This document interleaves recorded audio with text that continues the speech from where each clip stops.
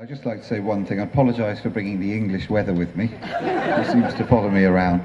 A very quick speech, because I'm only here because of Carrie.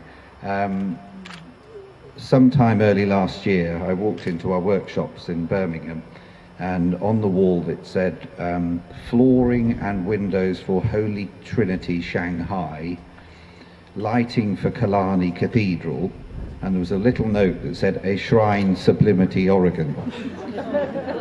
See the notebook. So I went to the notebook, and there was Vince's in his handwriting and a bit of history about the project. And I think it was the next day I spoke to Carrie, and we were on the phone for about an hour. You remember that? It was a very long conversation. Following that, I came on the plane. She introduced me to her family. We came up here. This was a patch of grass, wonderful, beautiful, small church. And she took me off into hunting in the mountains. It wasn't the hunting season, so we shot a tree. But it was a very big tree, a massive tree.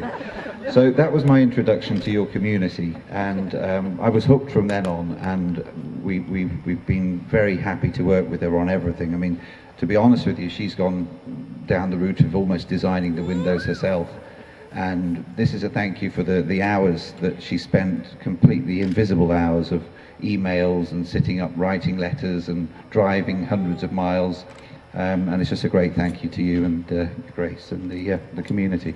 So here she is.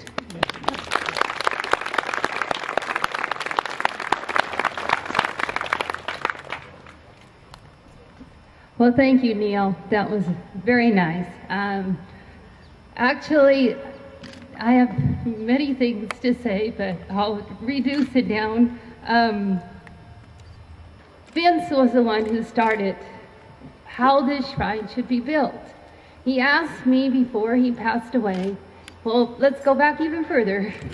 Back in 1985, he told me about his vision. And he asked me if he needed to have a messenger to reveal and tell about his message after he passed away. That was 25 years ago. And it was a heavy one when he told me. But he asked me, Carrie, you got to keep it in your heart. You can't tell nobody, because I don't want it to be out until I died. Because he had a feeling, he was real concerned how people would take it. Vince, being a very quiet, solemn man that he was very concerned of how people would take it. And so he said, you got to keep it in your heart. And that was hard, because my own mom and dad, boy, did I want to tell them, especially my dad, but I couldn't. I had to respect Vince. And so time went on, and I told Vince, you got to write the story down, because they'll listen to me and such, but your words is the real words. And so he did, and he worked on that, and he worked on it on his own. I wasn't involved at all. And he worked many years, and he built a book about Vince. But he told his story, and of those 25 years, we talked about it, and the story never changed. It was so clear in his mind. He made many trips to the church, praying to the Holy Spirit. Why did this happen to me? There's a reason, and he never could find that reason, and it bothered him. Why did this happen to me? And the only thing he could come up with was he felt that there's something has to come out of this to bring people back to the church, have the faith, to know the rosary is important, to know the Holy Spirit is there. I mean, there's many things like that. He said, there's a reason I have to get this out. So he planned in his own mind, he wanted a shrine built. And he never asked me about undergoing the shrine till, quite soon before he died. And I said, Vince, I'm here for you on earth, but I don't know if I can take such a thing on afterwards. So I had to think about it. And I did come back a couple days later, and I said, Vince, if that's what you want, I'll be there for you. And so right before he went into the hospital, he got in the car with me. We drove right over here. And he wanted me to park right in front. And he said, I have a couple areas I think that shrine would look good. And he wrote it down, but he says, you know, I think this place or over here, but he had the full vision. But the one thing Vince didn't do, he didn't tell me what he wanted the shrine to look like. The one thing he said, I want a shrine that will last for many generations. I want this shrine to be here to tell many generations about the Holy Spirit, about the rosary, many things like that. That was the only thing he really said of the lay of the plans. Well, the day at his funeral, I went in the back of church, and Father Dernbach was there, and Father Maughan. I said, okay, where do I start? And they both looked at me and they said, you got the internet? And I said, well, yeah, well, that's where it was. 14 months ago, we started on this shrine. And I start visualizing, I start taking pieces out of his book of what was important. What did he want out of there? So I tried to translate his vision. And the number one thing is I had to find the builder. And I had many leads to different builders. And it was real hard because which one was going to be the one that could really take this on?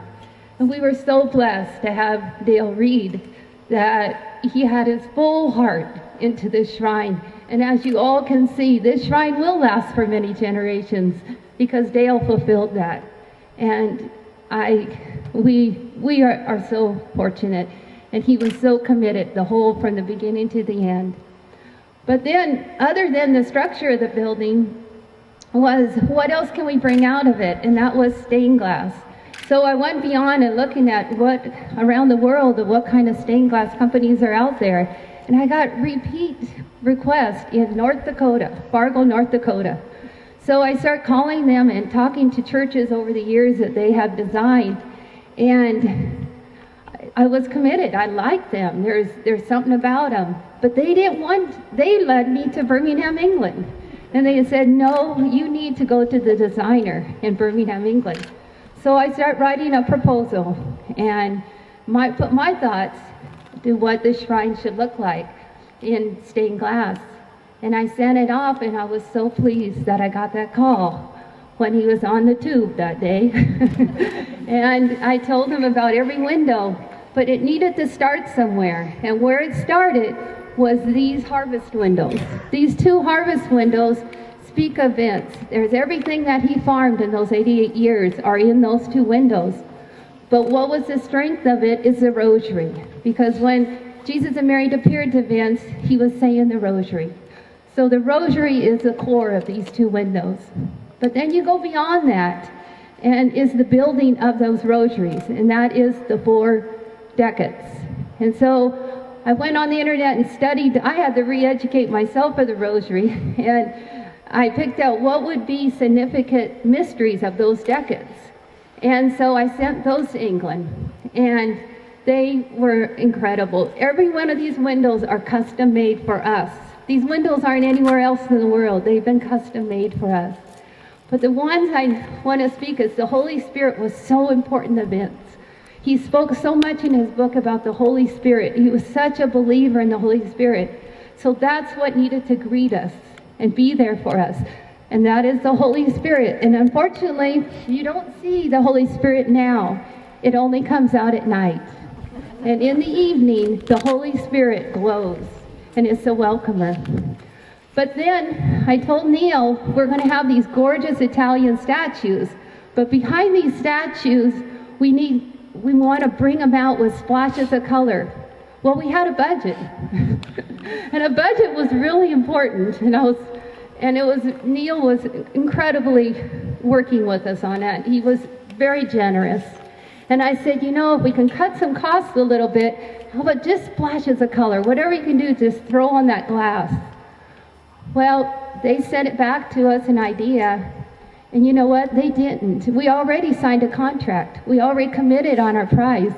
And they put those 2 back windows that have the Sacred Heart and the Immaculate Heart on them are the most gorgeous windows, and they're not splashes of color. They put full design in those.